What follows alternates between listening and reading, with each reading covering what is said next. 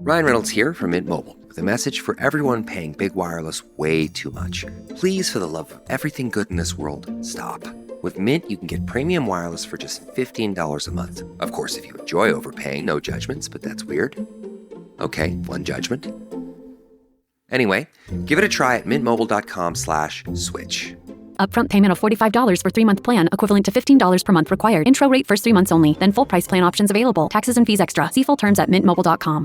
In the run-up to the local elections, reform activists set up a stall depicting Angela Rayner, Bridget Phillipson and Rachel Reeves as cows said to be sent to the abattoir. Is it misogynistic to depict female cabinet ministers as cows, and is it appropriate to suggest that they're going to be sent to the abattoir, given MPs have been killed in recent years? All sorts of appalling things get said and done by people fighting in elections at local and national election, and we get it done to us, and if one or two of our people do it to them, maybe they think it's funny. It probably isn't very funny. I can't pretend we're perfect. Hello and welcome to Quiet Riot, the podcast where the jokes are sharp, the feelings are soft, and the despair is sprinkled with a bit of hope. I'm Andreou. And I'm Naomi Smith. No Kenny this week because he's off somewhere inventing a new kind of economic model, or arguing with a traffic warden, perhaps even both. Usually both. We are here to talk things through, give you action to ameliorate your frustration, and giggles to brighten your mood. So take a deep breath, pour your favourite poison, and help us begin another Quiet Riot.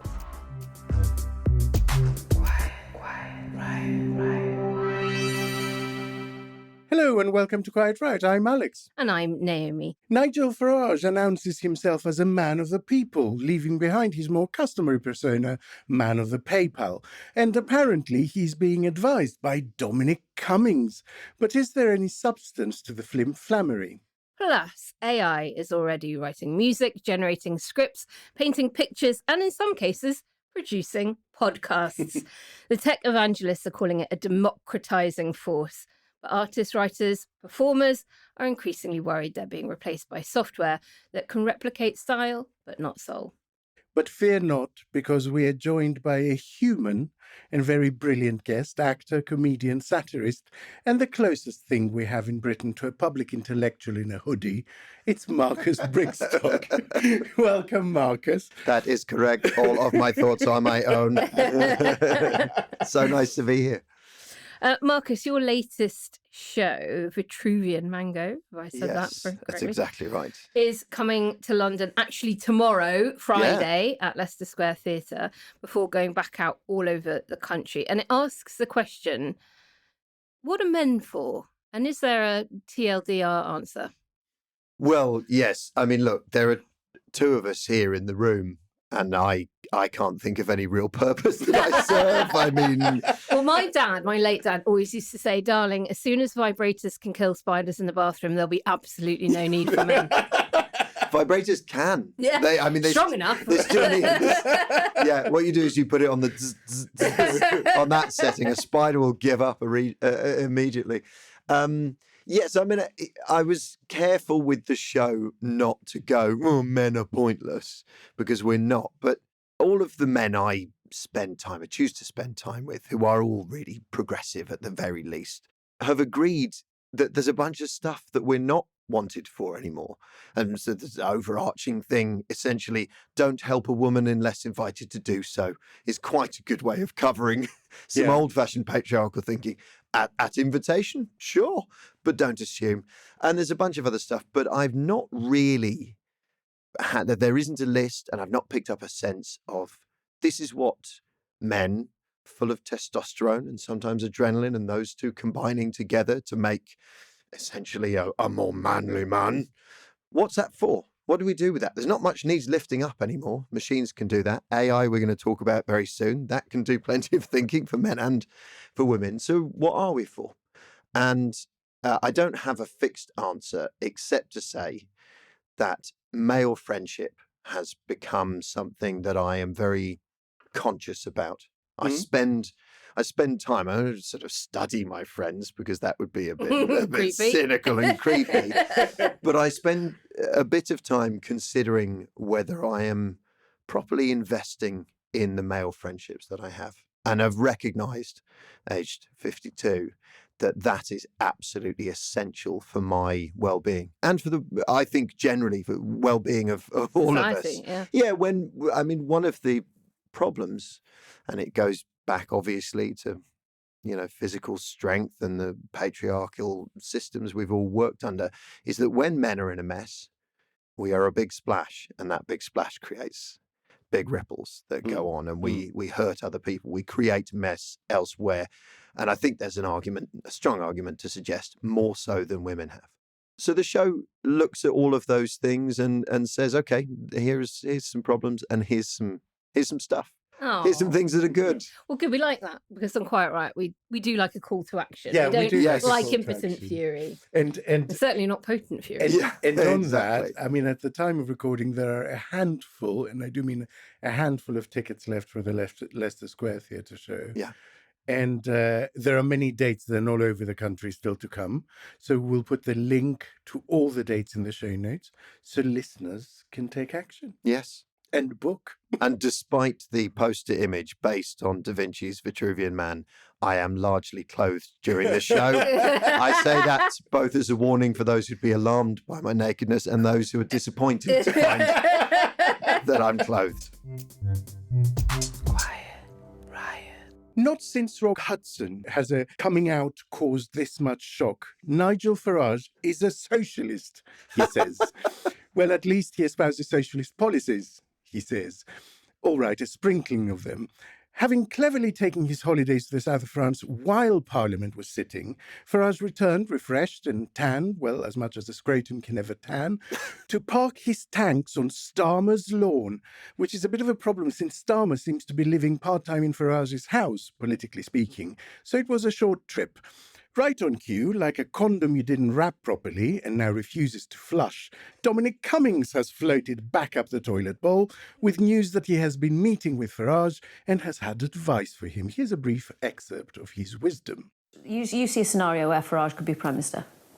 Oh, yeah. Yeah. Could definitely happen now, yeah. If he does what I'm suggesting and actually sets out a path for how the reform is going to change, how reform is going to bring in people, how it's structurally going to alter, what it's going to build, how it's going to do policy, how it's going to recruit MPs, etc., etc. If he does that, then there'll be a huge surge of interest and support into the whole thing. Is that what you said to him? Yeah, obviously, yeah. Yeah. So if he does that, then it will be super popular and it will be effective, and the old parties won't know how to cope with it. If he doesn't... Can I just ask you, did he seem like he was kind of listening? Yeah, I mean... Yeah. Yeah. Okay. Marcus, Naomi, is this a sign of how much space Labour has vacated to its left, that it can now be outflanked on that side by reform? Or is it a sign of how irrelevant the Tory party has become, that reform trusts the flow of voters will just continue and is going for other targets? Brace yourselves, people. It's both. We're going to have to think about both. It's going to be a minimum of two things at once. It is, to my mind at least, it is a clear sign that the Conservatives are not the concern, but it is also, I think, a very clear sign that there is. I mean, there's space all around Keir Starmer, to the left and to the right and above and everywhere, because. Are you saying he hasn't filled the space? I keep getting posts on Facebook from Keir Starmer himself saying, if you're an immigrant, I'm coming for you. Yeah. And I keep replying, going, I'm not. I'm really not. Like, I tan very easily and there have been questions, but I mean, that's it, So, yes, he's left space all around himself. What I think is so obviously the case, allowing for I could easily be wrong, is if the government focus on making people's lives better, more so than they are, making people's day-to-day lives better, the rest of this doesn't matter for now. It's very noisy and it's very, very uncomfortable for the likes of me, and it's probably uncomfortable for the government. But their focus should be on how do we make people's lives better. And I'm not suggesting that, that it isn't at all, but I think they're constantly having their heads turned by this and these bloody and it would be Facebook, wouldn't it? I mean, obviously that's sort of what I'm on. I'm 52, right? But it would be Facebook where I'm seeing these posts, and they're not it. They're just not it. I think you're dead right in all of that. Alex's question was about how much of it is Labour vacating the left versus the Tories becoming completely irrelevant on the right. And certainly both of those things is true. And I feel that the vacuum Farage is filling is a very Johnsonian one. What do I mean by that? Well, the fact that he is more of a celebrity than he is a politician is priced in. Voters simply do not care that he goes on holiday. They simply do not care that he spends very little time in Clacton, because that is who the man is. There's an authenticity to the appallingness of the seriousness with which he takes governing and the role. And he is doing the whole, maybe quite left on the economics front while being savagely conservative on social policy. So he's definitely filling the vacuum the Tory party created since they got rid of Johnson and have cycled through various prime ministers since, none of whom has set the country alight, except maybe the economy alight under Liz Truss, and in a burn it to the ground kind of way. We talked many times before about how Labour cannot outperform reform. And so at the moment, the country is feeling like everything is awful.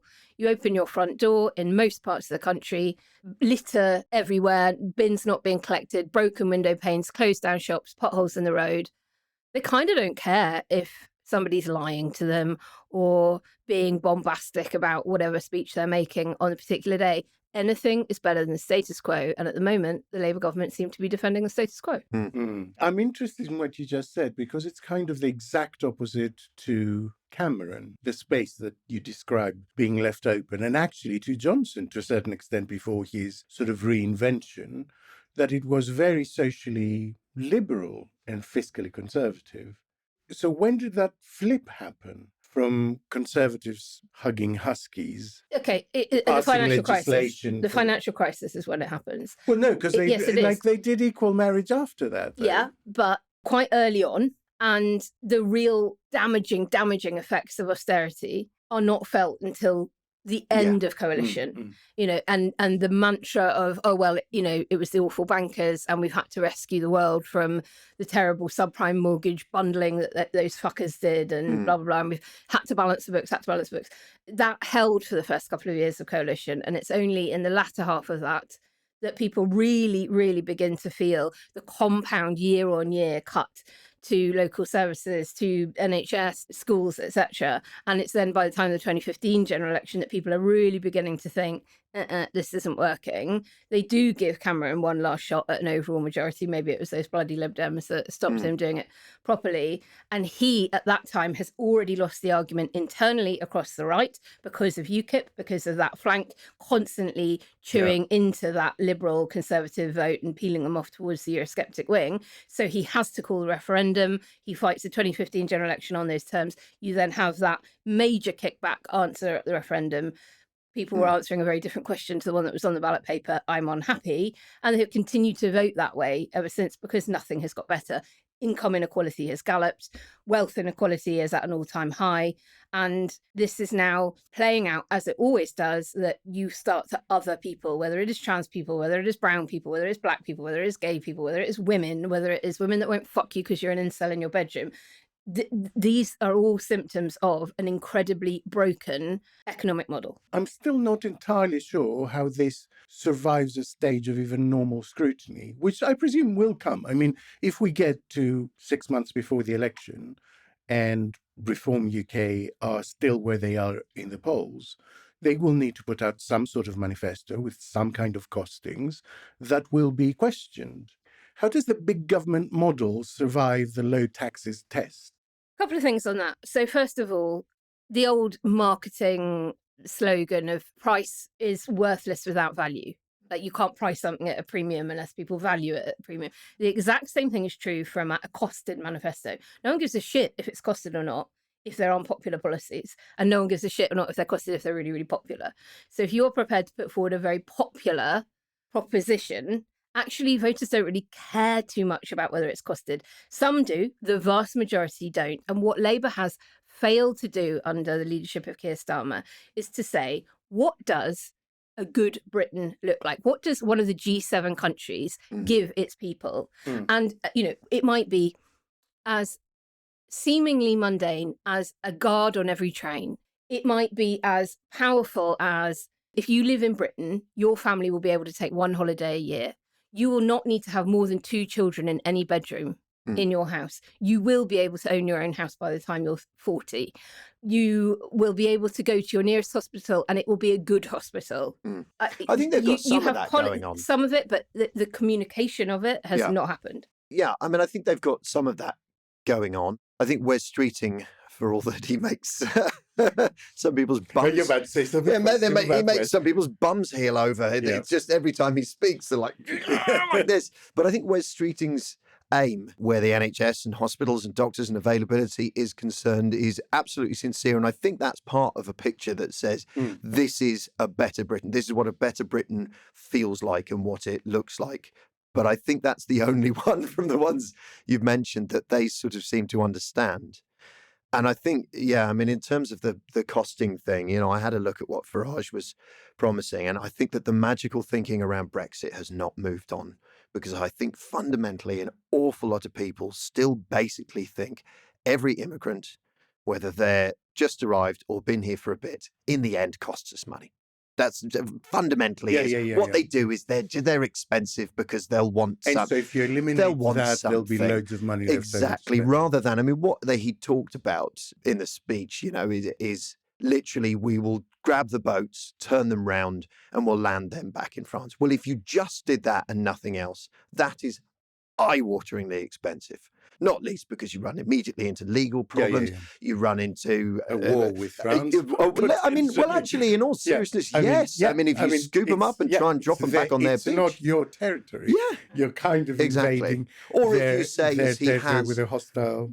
There will be no more hotels. There'll be no hotels. Can I take a small exception, Naomi, to your thesis, which I think is broadly right. But I do think there's also a tipping point where it doesn't pass the sniff test. And I think we did see that with Corbyn a little bit, whose policies were very popular. They were very eye-catching. Many more votes than Labour got But there were kind of so many of them that people started to suspect that their taxes were going to go up a hell of a lot. Yeah. Do you see what I mean? So there is a tipping point. There is. And I also think that we've got to remember we have a massive election year next year. So the challenge now, between now and next May, is to hold to account the 10 councils that Reform now run, the mayors that they have got, and say, OK, Mayor of Lincolnshire, Andrew Jenkin, you've got rid of the Climate Committee. And Lincolnshire is the worst affected region by flooding in the entirety of the UK. You are scrapping so-called net zero projects, which means you're getting rid of green jobs or the potential for green jobs in your area. These issues that we have all got to start holding them to account on absolutely now. It's not just about one man. It's not just about him. But if they do extraordinarily well next year, we are in real trouble. So Senedd, Holyrood, all ups in London, major urban areas, other county council elections. Like, it is a whopper year for non-Westminster parliamentary elections. Quiet riot. Now, this is an advertisement for BetterHelp Therapy Online, who are sponsoring today's episode. A huge thank you to them. And I just want to tell you a little bit more about what they offer and their service. Maintaining our mental health is, of course, just as important as taking care of our physical health. And while I've seen societal values on therapy shift, there is still a lot of work to be done. For example, in a recent UK survey, 37% of participants said they feel uncomfortable discussing mental health concerns due to a fear of judgment. That stigma keeps many of us from seeking help. And it doesn't just affect us, but our families, workplaces, and communities. And yet it seems that the vast majority of us do recognise how important it is. In that very same survey, 85% value mental health just as much as physical, and 78% believe supporting it is vital to our well-being. At Quiet Riot, we know therapy isn't just for navigating trauma, it's a tool for growth. It teaches us how to cope with things. It helps set healthy boundaries in our relationships and empowers us to become the best version of ourselves. It's learning to thrive, not just survive. If you're ready to take a step towards better mental health, BetterHelp is here. As the largest online therapy provider in the world, BetterHelp can provide access to mental health professionals with a diverse variety of expertise. We're all better with help. And our listeners get 10% off their first month at betterhelp.com/Quiet Riot. That's better, HELP.com/Quiet Riot. And our big thanks once again to BetterHelp for supporting the show. Quiet Riot. Tim Montgomery, a recent convert to the reform cause, having presumably ran out of Conservative leaders to support, because at one point he supported, I think, 7 of them, and they kept getting knocked out. So he said this about Farage's costings. Tim Montgomery, does it concern you at all that not in 1,000 years do the numbers add up? It doesn't concern me yet, and I wouldn't say the numbers do add up yet, no. Johnny. I'd readily concede that. But at the moment, what you're seeing is a creative policy process whereby we're coming up with policies to address the times. We don't know what the public finances are going to be by the time of the next election, but absolutely before that, there'll need to be a worked out public financial plan. So apparently this is just the creative stage of policymaking, where not everything has to be costed. Here's my question. Will reform ever be scrutinised properly, like other parties? I don't see much sign of it. It looks to me like our media has a bit of a hard-on for Nigel Farage PM, and they're going to give him a free ride. Tell me I'm wrong. You're wrong. Okay. I mean, you're not, but no, I mean, you're not really, but I have to believe that you're wrong. I mean, I just have to, as that gets nearer, because it's so ugly. Oh, I've been trying to do a thing, partly for my own good, but I've been trying to do a thing where I go, okay, listen, when reforms speak, listen and try to find things you agree with. Try to find the stuff where you're like, yep, no, I hear you. Yep, I'm on board with that. Because otherwise I start always from a position of absolute hostility and treating everything as if it's nonsense. And I don't know yet whether that will prove helpful to me, but I sort of feel instinctively like it will. In terms of scrutinising them, I mean, when it gets near, yes, they'll say you can't afford this, but because all of the things around immigration, they will be able to talk about theoretically in the same tone that Trump did and continues to do. We'll close the hotels. That'll save X billion. And they'll say, well, where will you put them? They're immigrants. They're here illegally. That's not our business, whatever it may be. I think they'll continue to get away with it. So the scrutiny will need to be really full on. So that's an interesting point. To what extent do you think Farage's MAGA shtick is also a risk? He now talks about a Doge department and doing away with DEI. He bigs up his relationship with Trump. But these things, or Trump, are not actually that popular in the UK.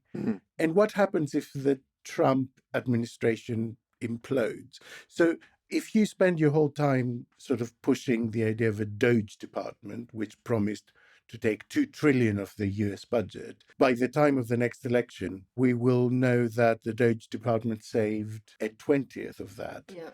To what extent is there a risk in sort of hitching your wagon to that particular star, which by the point of the next election will have either done well or done badly? In popular culture and news media, that already exists. On any given day, keep flipping through the pages of the print newspapers and you will find something about NHS managers. You will find NHS managers who caught my wife and I when we lost a child. We had a late-stage pregnancy loss. And thank God, or thank the NHS actually, more specifically for the layer upon layer of people who are not what you would call frontline service providers. Thank goodness for them. Thank goodness for anybody who's picked up the right medication in the right place. You know, if I talk to an audience and someone says, I work for the NHS, usually it gets an automatic round of applause. And if I say, and what do you do? They will say, manager. Immediately. That what I mean by that is there is an appetite for that's wasteful. They're taking our money and they're wasting it. And you know, with an employer as large as the NHS, you can find waste. Of course you can. But who? Where? It's really difficult. I wonder, you've both talked quite a bit about the media. And I think you mean mostly the print media, but I think, Alex, you were also getting at the broadcast journalists doing interviews after a speech and not really probing the depth of their thinking. But most people are not consuming that now. And I found out today that the UK watches the longest number of minutes on YouTube per capita of anywhere in the world. So yes, media does a little bit of clipping and pushing content out through shorts on YouTube and things like that, but that is not where most people are getting information. And yes, you might have other political podcasts that get 1 million listeners a week and things like that, but that's 1 million out of 50, 60 million. Instead, because people are so poor and unable to have a nice life and go out and buy drinks at the pub, or certainly very rarely now a meal out, which will cost you a small fortune, we are spending increasing amounts of time at home consuming free content. I mean, in the world, in the UK, right? Now, men are watching the long form, women are watching the short form. And I think that is a time pressure thing. Women just have more time poverty than men, so they need to get it quickly. But what the right are doing very effectively, and this isn't the Telegraph or the Mail, it's right-wing influencers who are subscribing to the thoughts of the Dominic Cummings-esque people, Andrew Tate, etc. If you go and say, I tell you what, I'm going to YouTube search for how I can build my muscles up. You know, you're a bloke thinking, I'm going to learn how I can do a better workout at home in my bedroom. You'll find a video, and then the one that's got the most views will talk a lot about how to do that and your protein ratios and all the rest of it. And then, you know, there'll be some subliminal messaging about why trans women shouldn't be in women-only gyms. And what the right are doing, and that progressives are absolutely failing to do, and I think most of the mainstream media is failing to do, is to understand how people are consuming, where they're consuming, and to do something even better than the right are actually very effectively doing at the moment. So, yes, we do, of course, need the mainstream media to be holding these politicians to account far more, but we can't hope for it or rely on it, not least because that is not where the vast majority of people are getting information anyway. Grievance is easy online, right? It's so easy to sell. Yeah. It's the same as watching people crash into things or parkour gone wrong. It's the same appeal as that. And then in between sort of 30, 40 videos of people falling off a thing or going, this is shit, then you'll see the one thing of, you know... Health and safety's gone mad. Yeah. Why can't people do parkour anymore? Then you'll see the video of a deaf child having their hearing aids fitted for the first time, and the mum says hello and their face lights up, and you share it and you feel amazing and your body is flooded with this wonderful good feeling. But those videos, they're hard to make. And even if, let's say this government managed to get more people to see doctors when they need to, they managed to make it at least a tiny bit more possible for someone to own a property and all of those things. Those are a super hard sell on TikTok. It's not built for it. Instagram Reels is not built for it. I'm not disagreeing with you. I'm trying to imagine, how the fuck do they do it? Yeah, trying to imagine, what does our equivalent look like? What does our equivalent look like? Well, there is some of it. Because the problem is that, you see, the way you were describing how the right-wing kind of video, referring you to another video, and the subliminal messaging works, there is a little bit of dishonesty there, which kind of feels like it's at odds with the values you want to be promoting. You sort of do a video about building muscle and slip in subliminal messaging about trans people having rights. Do you know what I mean? So how do we get over the fact that we like a rules-based society, evidence-led, and they break the rules and don't follow the evidence, which gives them a natural advantage? Well, I think it comes back to everything Marcus was talking about at the beginning. If you make people's lives a little bit better, then all of this stuff is much less potent. Yeah. But A, you can afford to go out and you're not sitting at home watching it all the fucking time. And B, when you do see it and hear it, you can dismiss it much more. That's just some loom. Whereas if you know, we talk about men and what's the point of men. If you're 14, 15, and you haven't been part of the decisions of the last 20, 30 years, you've never voted, you know, you've never been in a decision-making role that has led to some awful thing happening for the country or the world, or kissed anyone, right? Then it's not very nice to be told, men are the problem.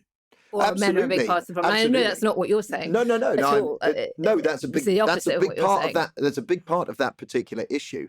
What on earth do we do with young men, for example, where you go, look, there's this whole thing, and let's start by saying this isn't your fault. But as soon as you're ready, it is going to be your responsibility to help to make this better, to move against some, let's be honest, like quite basic instincts that exist in a not exclusively, but in a young male body, where you're like, okay, not those ones, and on we go. That's difficult stuff, and that's exactly what I think the question you're asking is like, how do you can't cheat that stuff? Yeah, you can't do a good workout video and go, oh, and just so you know, trans people are entitled to a life of dignity and respect, guys. Yeah, bear that in mind. I literally do a sketch in my show about instead of sitting on the bonnet of Bugatti in fighting shorts like Andrew Tate does with a big cigar and millions of pounds, and my brother in the shot, weirdly, he lives in a warehouse and they park their sports cars in the warehouse with them. I mean, Andrew Tate's life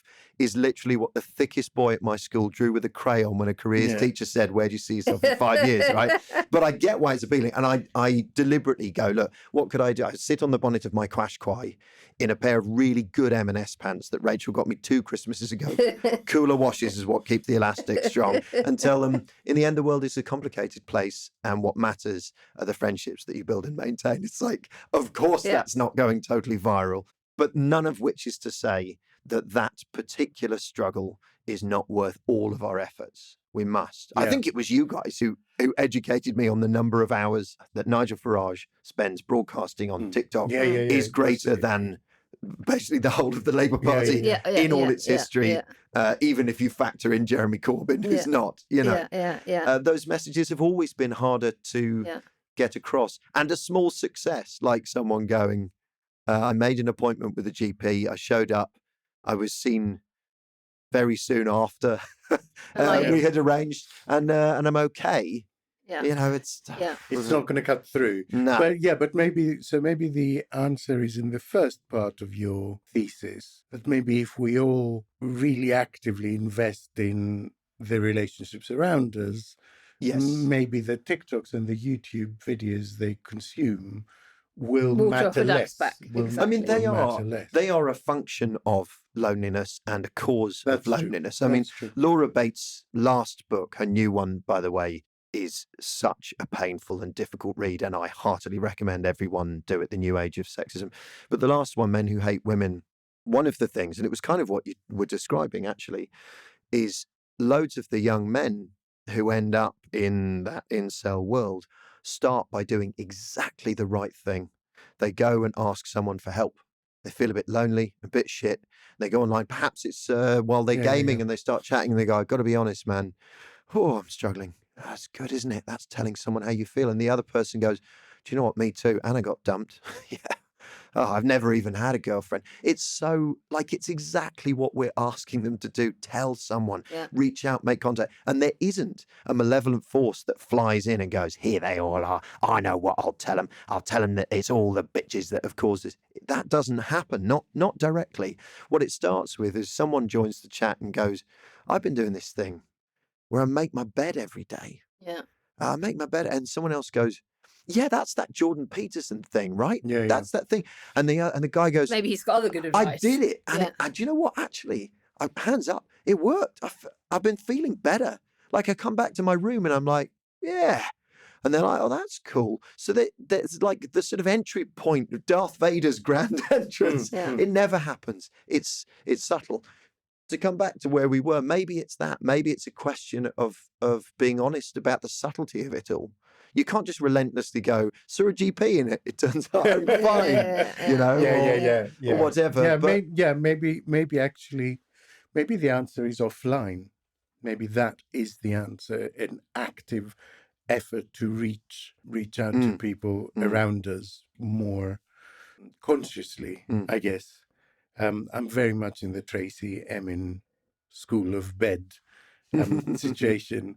Although she's now turned quite right-wing, hasn't she? Yeah. So she probably listens to Jordan Peterson and feels bad about Has the bed all been tucked in very neatly and had some new high cotton count sheets put on it? Oh, no. One last question. Does this apparent alliance with Dominic Cummings, does it make Farage more dangerous or less dangerous? Cummings doesn't have a good long-term interpersonal record. Will he be tweeting dirt on reform in a couple of months' time?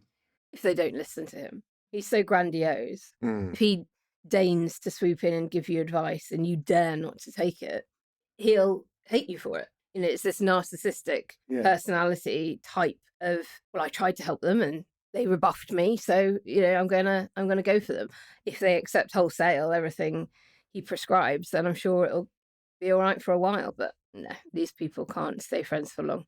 But he's Nosferatu, isn't he? I mean, drag him into the light and he withers. He works in the shadows. That's what he's good at. Yeah. So if he's having quiet chats with, because his thing still, I think, is move fast and break things, that appalling mantra that's caught on with all of these wanker tech bros, that he's not interested in long-term consequences. If he's having relatively quiet, under-the-wire chats with Farage, he will be enormously effective. And I think he does make Farage much more dangerous. As for the long term, he will, at whatever is the right moment, distance himself and say, I mean, I knew he was a twat, but something had to be done. He'll do exactly what he did with Johnson. Yeah.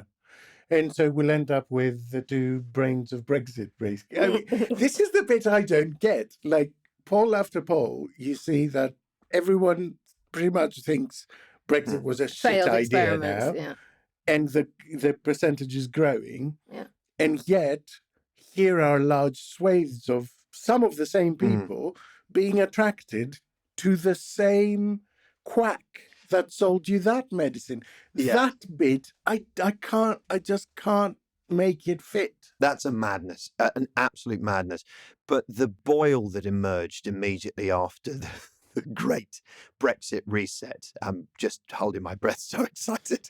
Who knows what will change next?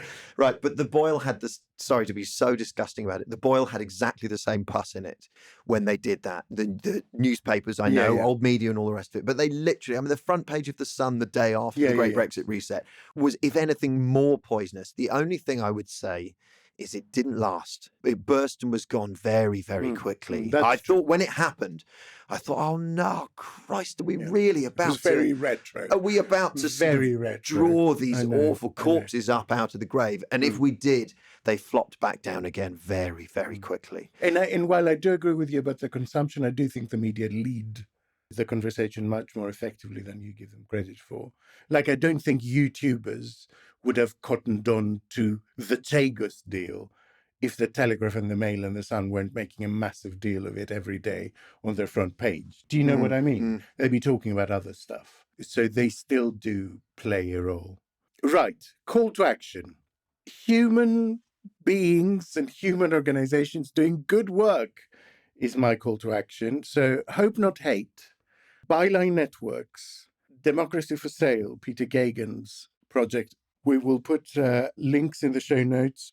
In many cases, if you can't afford to support them with money, it's just about kind of signing up to the thing so that, you know, they can email you when they've got something new coming out and you can spread it online, that kind of thing. So it's not necessarily even something that will cost. But if you have on the one side the Daily Mail Twitter account spreading whatever it spreads, then at least let's put our weight behind the better organizations spreading better messages. One extra one, particularly for anyone that now lives in a Reform UK controlled council.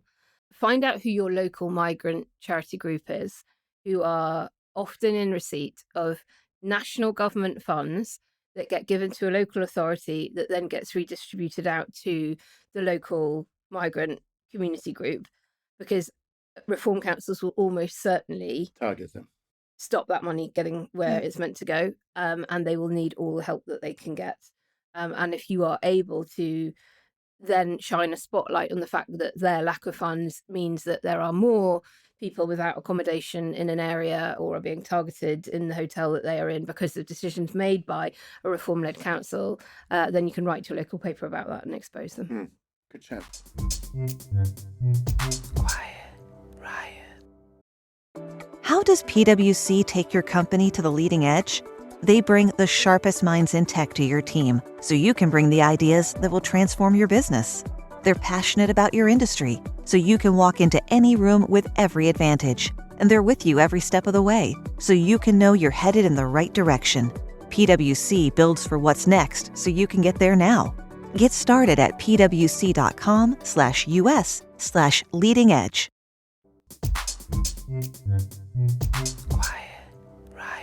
And now it's time for the section of the show where we take a look at the week's worst bad faith bloviation. It is, of course, time for Wokey Dokey. Wokey Dokey.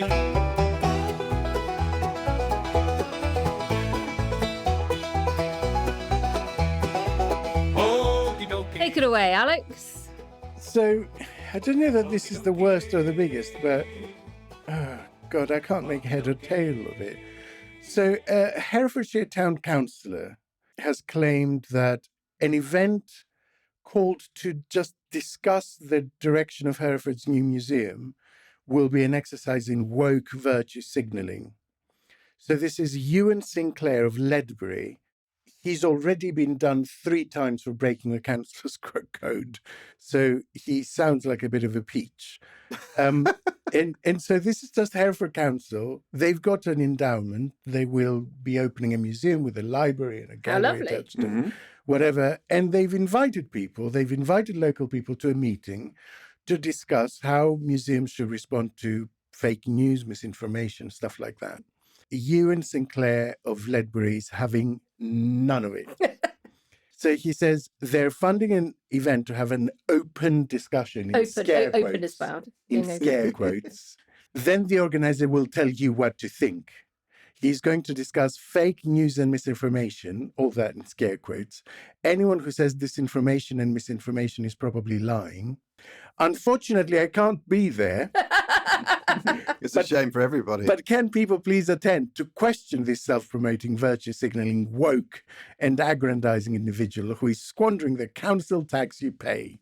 So he's basically telling people to go along and do what the meeting is for. Right. So he's objecting to the meeting and telling people to go to the meeting. While boycotting it himself. So they can be part of the open discussion. Okay. Which is absolutely woke, by the way. I'm so keen to know why he can't attend. I'm just running through in my head all of the places where he might be. You know, some whether, quite uncharitable whether theories. he's banned from maybe going. it's too close to a school. Who knows? Might be in the school. Yes, it could easily be. So, very funnily, this is not council tax money. So this is lottery money. Right.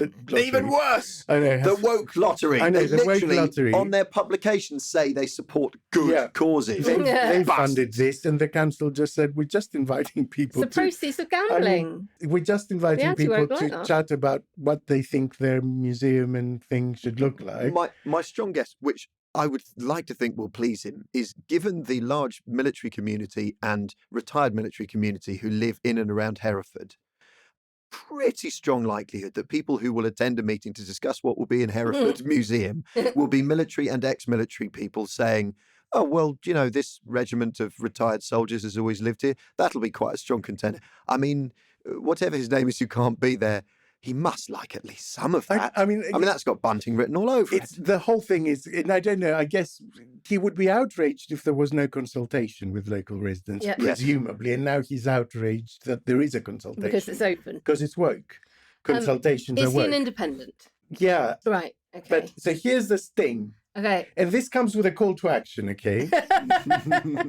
So there's a little bit of backstory. In February, Councillor Sinclair was formally rebuked by Hereford Council Standards panel over an altercation with a resident. I mean, he claimed that the council are trying to cancel him. This was the 3rd time he was found in breach of the town council's codes of conduct since being elected unopposed to Ledbury West Parish Ward in October 2021. Amazing. And here's a call to action. Get involved in your local area or people like this get in. This guy was elected unopposed and he's now basically trolling the local area. Stop him. Staggering. If you're in Ledbury, call us. We'll start a funding thing for you so that you can stand against this twerp. I reckon the reason he can't go is he's worried he might be opposed if he goes, and he's so unused to being opposed. He's worried that he might literally publicly wet his pants. I mean, I read a little bit into what happened in February, and it was basically he supported an application from some quite noisy club that was opposed by local residents because of the noise. And then he would go into the area and kind of go, shall we go for a drink across the road, to basically just annoy the local residents. And a couple of them complained, and he got done. And he claimed he was just saying it within earshot. The problem is that the day after, he'd sent an email to all the other councillors saying, I love baiting people. I caught me a good one yesterday. I quite like him now if he's pro nightclubs and the nighttime economy. I mean, yeah, he wouldn't if it was across the street from his house, I suspect. Yes. Then it would be woke. Well, Alex, thank you. Listeners, remember, send in any instances of wokey dokiness that you find to quietriotpod@gmail.com. Quiet Riot. Let's be honest, for most of us in the creative sector, AI isn't some distant sci-fi concept anymore. It's here, and it's already reshaping how things get made, paid for, and valued, and often not in a way that puts people first. We're not talking about fun tools to enhance creativity, we're talking about entire careers being at risk. Writers, illustrators, musicians, voice artists, even journalists, all watching as generative AI models scrape their work without consent and corporations drool over the chance to optimize costs by replacing them with algorithms trained on the very material they created. And what is the UK government doing about it? At best, dithering, at worst, complicit. Ministers give endless speeches about innovation and not a single coherent safeguard to protect the livelihoods, rights, or intellectual property of actual creators. They've refused to create robust copyright protections. They're ignoring calls from unions for collective bargaining frameworks on AI use, and they're absolutely nowhere on ethical standards or transparency in training data. The tech bros are building the engines, the corporates are buying the tickets, and the rest of us are being shoved onto the tracks. But people are starting to push back. We're seeing solidarity. Screenwriters striking in the USA and inspiring creatives here to organise. Grassroots projects saying no AI, no compromise. Campaigns like Human Authored, and whispers about something similar happening here, demanding clear labelling, consent and compensation. The dissent is real and it's growing, but it needs a megaphone. And that's what this conversation is about today. What's really at stake? Who benefits from the current trajectory, and how we push for a future where technology serves humanity and not the other way round. Because if we sleepwalk into this, the risk isn't just job loss, it's cultural flattening, a future where originality is optimal, nuance is noise, and lived experience is just another data set. Marcus, you've worked across stand-up, acting, writing, TV. AI doesn't know what it's like to lose a parent or fall in love or bomb in front of a Glaswegian hen party. I'm not suggesting... No. Listen, that would shut AI down. If we could force AI to go out and do some of the gigs I've done, I reckon it would go, guys, I gave it a go, but I've lost my confidence. Yeah, right, okay. Can AI actually replace that lived, spontaneous energy? Or is it just another example of people who don't understand art, Nick Clegg, trying to monetize it? Yes, that's exactly what it is. It's people trying to monetize a thing that they don't understand art. But the replacement won't come, in my opinion, in the form of AI is going to write all of the books that we read in 10, 5 to 1 year's time, or be a stand-up, or write our screenplays, or whatever else. That's not how it will play out.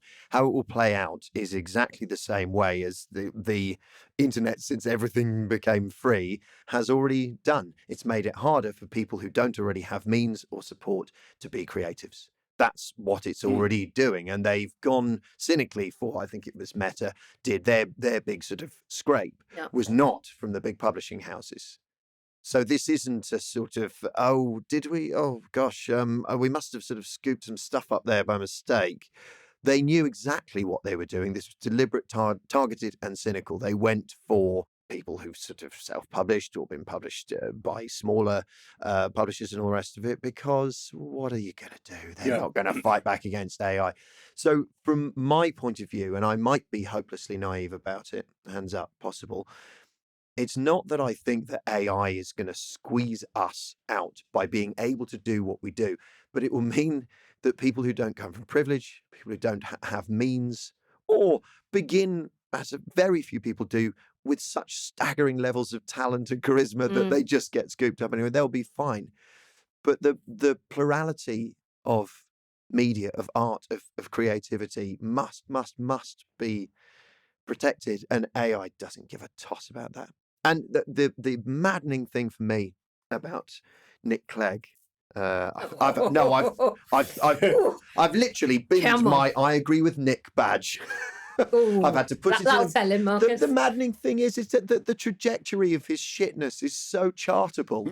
It's so chartable. I was not one of those who thought when he went into coalition with the Conservatives that he was a total and utter sellout and wrong to do it. I was like, look at what happened, right? The Conservatives and the Lib Dems acted a certain way, and when the light pressure they were applying to that brake was removed, things got much worse. The Lib Dems were not totally ineffective in that coalition. But Nick Clegg as an individual smelt the money, went after it, went and got very, very cosy, and he's come back very rich.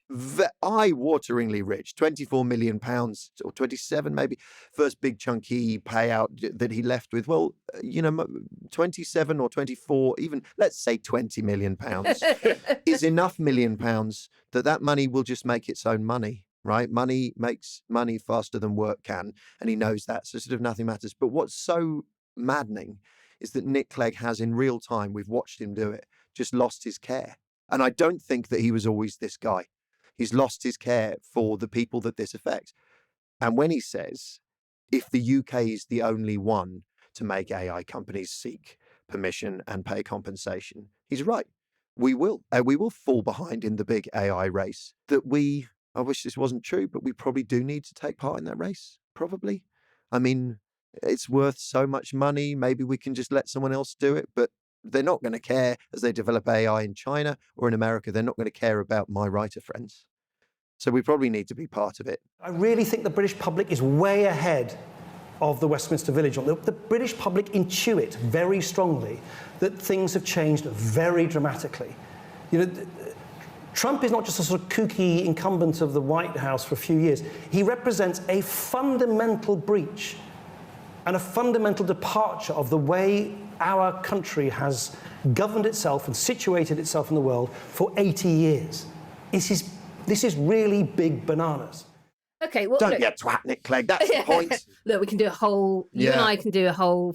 We can go back to the 90s if we really want to start on where Nick Clegg started to be wrong, and I've got a whole list of things to go through. But on AI, then, so they always tell us that AI is supposed to democratize creativity. That's their whole shtick. And what you're saying is the complete opposite. Yes. That already the arts are quite a difficult sector to get into unless you are already coming from a privileged background, and that now even if you do make it, then you will be the first to fall. And I think what I can't bear, and it's usually people of a right-wing bent that say it to me, is that AI won't take your job, but someone who knows how AI works will. So get on board or get left behind. And it's like this modern version of learn to use the guillotine or be the one under it. And if we only reward people who can manipulate machines rather than move people, do you, both of you, think that means we'll just end up with nothing but efficient mediocrity? Efficient mediocrity would be an improvement from where we are now in many ways, I'm afraid. Okay, so I have many thoughts about this. A lot of the mediocrity now is so inefficient. That's what's so upsetting. I see a lot of stuff. I consume a lot of stuff. Music, art, television, film. And a lot of it is so derivative, it may as well be done by AI. Mm-hmm. Like it might even be done subtly better. I was looking at a visual board of all the big films coming out next year, and I think there was only one on there that was an original thing that I thought, I wonder what that is about. The rest of them were either part of a franchise or a remake or a reboot or a whatever. And so I think that's one part of it. One part of it is that the creative industry has to look at itself and say, why aren't we producing original content anymore? Why aren't we putting money behind 100 micro projects that might bloom into something truly original, rather than pumping all of that money into yet another sequel of something that was shit 4 sequels ago, but still makes money at the box office? Mm-hmm. So that's one side of it. The creative industry does have some ownership of how humdrum and derivative the creative industry has become, right? And do you mean globally? This isn't UK Yeah, I mean specific. globally. Yeah, it's not UK specific. Because in the If UK, anything, the UK is less so, I would say, because there isn't a sort of a huge studio culture. So it tends to be more independent projects. So it tends to be more kind of humans somewhere making a decision of, oh, this thing looks interesting, let's give it a few grand, than a studio system in the States that does already seem to pick projects by AI. Do you know what I mean? The selection process seems to be derivative, and so the result is derivative. So that's one thing. And that's the thing looking forward. The thing looking backward, though, is a completely different story. Like, people have rights to their work product. Yeah. And the idea of Nick Clegg going, what are you going to do about it? We just scooped out. There's no way of stopping this thing from stealing your stuff. And it's like, So well, empty your let's pockets. not have this thing. Yeah. I mean, if you are telling me that it is beyond this technology, if I were telling you I've invented a new drone, but it will go into Tesco's and nick stuff all the time, I promise you I would have a fucking problem. Yeah. The system would not put up with that. They would say, create better technology, or this technology is X. Yeah. So why is it that with intellectual property, people think it's okay to scrape what you've written or what you've performed and then regurgitate it into something else and just own that? Running a business comes with a lot of what ifs, but luckily there's a simple answer to them. Shopify. It's the commerce platform behind millions of businesses, including Thrive Cosmetics and Momofuku, and it'll help you with everything you need. From website design and marketing to boosting sales and expanding operations, Shopify can get the job done and make your dream a reality. Turn those what ifs into... Sign up for your $1 per month trial at shopify.com/special offer.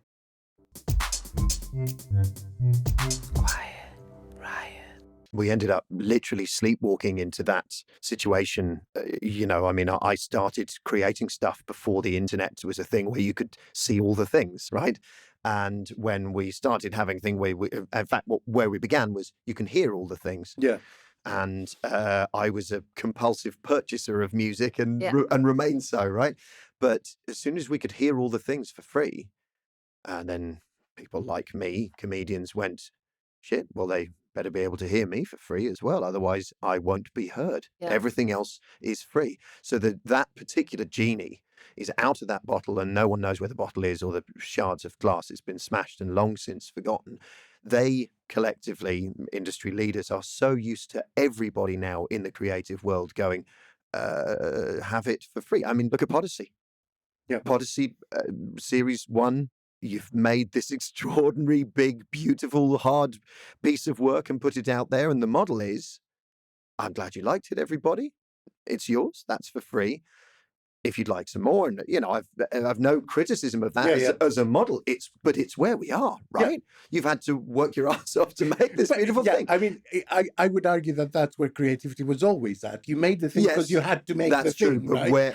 But you painted the painting because you needed to paint the painting. You didn't paint the painting to sell it. It's just nice if you then sell it. I totally agree. And very different if someone comes in and goes, I'll take your painting. But where we've run because I only have 24 million Yes, pounds. exactly. Where we've run aground is a plurality of voices being able to enter the arts in the first place. So when I became a stand-up, I could, because I'm from enough support at home, setting aside the financial privilege, just the stability of knowing if this goes to shit, there is a safe landing place for me. Yeah, move back in with my mum and dad. Exactly. Loads of people don't have that. And then add on top of that the privilege that I had of having the arts available to me through my education and university and all the rest of it. And, Gove and Cummings, they whipped that away. Yeah, and living in a home with books and... all of those things. And so people entering the world of the arts now, and I don't know for sure, but I think it's why we end up with the controllers of the arts having this view that well, yeah, I mean, it's sort of all, it'll all have to be free. We'll have to take that from you, because they haven't ever been in the position where they've gone, I have got to make this work. If I don't make this show work, this book work, if I don't give this my everything, they've never been in that position, because it didn't matter. Number one fails, they go again and again and again and again. And, you know, I'm speaking from that privilege.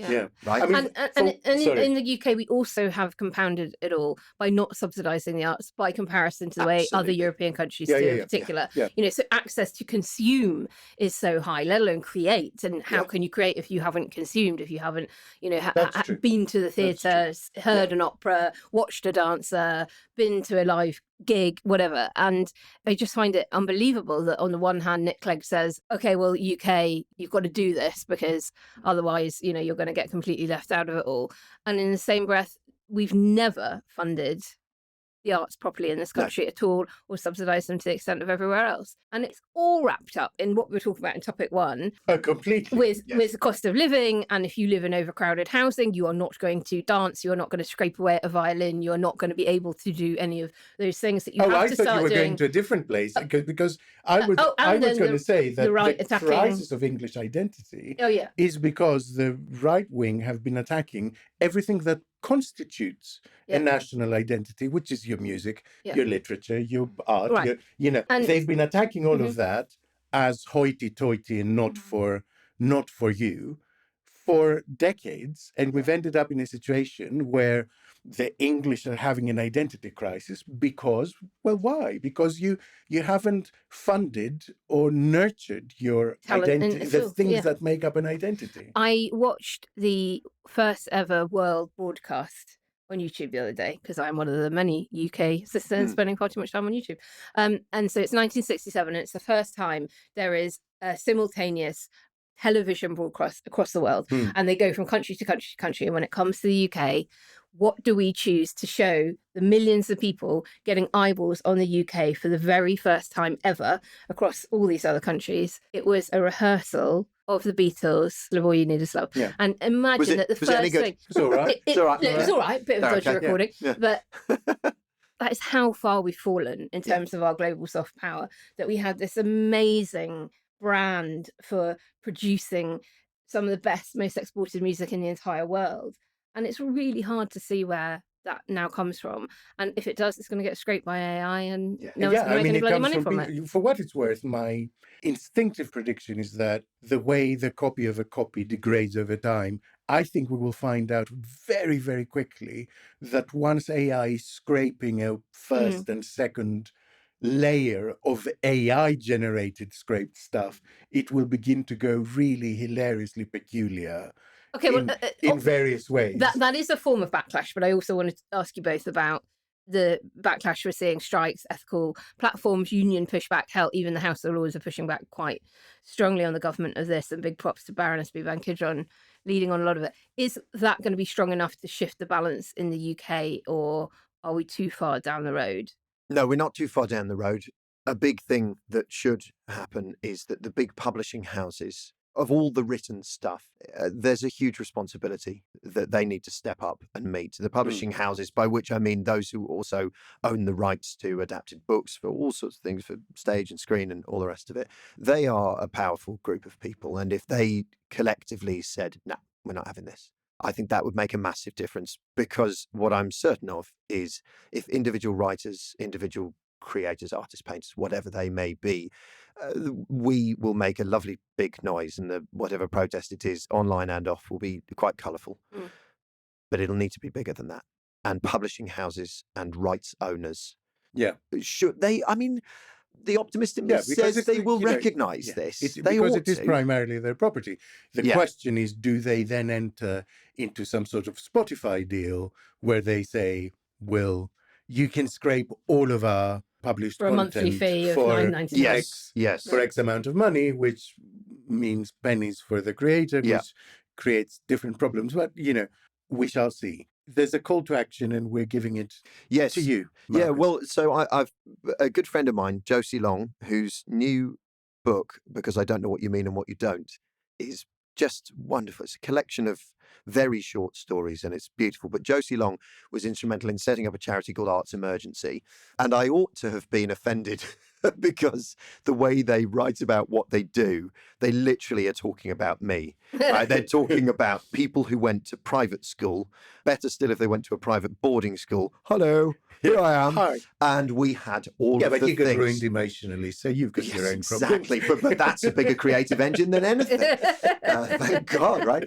That we had, if you can dream it, be it, right? Whatever it may be available to us. And Arts Emergency said, and they are completely right, of course, that must be available to as many people as possible. It must be available to everybody. So for a really long time now, every time I've been invited on the Celebrity The Chase or the Celebrity The Pointless or the Celebrity Mastermind or whatever, it's been them, and I'm a bursar, so I give an annual contribution and a monthly contribution. And it's one of those things where I wish I could say, if you haven't got any spons, don't worry, there's another way of doing this. No, give them your cold hard cash. There sort of isn't. If you have no spons, but you have time, there's ways you can volunteer, definitely. But frankly, a lot of this is cold hard cash. A lot of it is just make it possible for someone whose voice doesn't sound like my beautiful voice to be heard. They must be heard. I mean, the more I love my posh friends. I love them. There's some fucking funny posh people, precisely because we're damaged, right? And funny and clever. I didn't say damaged. I said ruined. Ruined, wrecked. Yeah. Try to minimize it. There's little torn bits of us on the rocks of our privilege. But if it's just our voices, oh my God, so boring. We'll drop a link in the show notes. Arts Emergency. They're lovely. Quiet, riot. And it's time, finally, for the bit of the show where we share a little bit of good news. It's time for Grin and Share It. Good news is welcome to me. Bad news is hell come to me. Good news. I want good news. Naomi, what have you got for us? Well, I've gone for something that feels very us this week, Alex. All right. And it's a positive story about immigrants. And it's news that a refugee to the UK has been appointed by the Foreign Office as a High Commissioner, aka ambassador of a former colony. So an Iranian-born British lawyer has made history as the UK's first High Commissioner to come to the country as a refugee. So he fled with his family the post-revolutionary landscape to arrive in Great Britain without a word of English at all. His name is Kanbar Hossein Bohr, and he admitted that his mum was very nervous when he got the job because in her mind, apparently it was a bastion of the establishment. She was a little worried of rejection, he told The Guardian, and adding that her base fear was that he wasn't, quote, English enough. So he was born to a Balochi family. So Balochistan is a tri-national area of a very arid part of Iran, bordering with Afghanistan and the Balochistan region of Pakistan. They had to be smuggled eventually into England, start a new life in Southampton. He grew up where people were chanting death to America and Israel. And he then finds himself in a Southampton primary school where, in those days at least, those things weren't being said. And now he becomes the first refugee to hold the position of High Commissioner to the Republic of Fiji, non-resident British High Commissioner to the Republic of Kiribati, and His Majesty's non-resident ambassador to the Federated States of Micronesia and the Republic of the Marshall Islands. And he told The Guardian that having received the position, a particularly wild feeling came when realising that he had held the same post as former British imperial officers whose job it was to divide and rule the Baloch tribes. And he was reflecting on Sir Robert Sandman, in particular, who wrote the book on the subject, which, of course, Hossein Bohr has read. And he said, for me to be his administrative successor, one of the great-grandchildren of the tribes, in the same building as him, both of us pursuing British national interests, albeit in a very different time, was quite a moment because it reflects how the UK has changed and how I am an instrument to change. And I just wanted to share that one, which will presumably be next week's Wokey Dokey story once Farage proclaims the Foreign Office is woke for this DEI hire. But props to him, and more of that, please. Yeah, that's lovely. Lovely story. Thanks, Naomi. We'll drop a link in the show notes so you can not just grin, but also share it. That's all from us this week. Thank you so much to Marcus Brigstocke for joining the riots. Thank you so much for having me. It's been lovely. Do go and see his shows, read his stuff, follow him on all the things. And as Alex mentioned, we'll leave links in the show notes to all of that and more. And listeners, remember, whether you're coding your conscience or doodling your dissent, the fight for a human-centred future in art and politics is very much alive. And if you want to support our work, please head over to ko-fi.com/QuietRidePod to keep this people-powered podcast going. We'll be back on Sunday, but in the meantime, have a wonderful rest of your week and keep on rioting quietly. We love you lots. Bye. Bye. Quiet Riot is an audio production by Cooler Heads with Naomi Smith and Alex Andreou. Produced by Kenny Campbell. Music by Mariana Sangeeta. Artwork by Simona Canelu. And edited by me, Alex Rees. Quiet Riot is a co-production with Sandstone Global. Quiet Riot. What did I have for breakfast? I had some toast. I had one slice with Marmite and one slice with lemon curd. Starter and pudding. Yeah, always. Love it. Nice.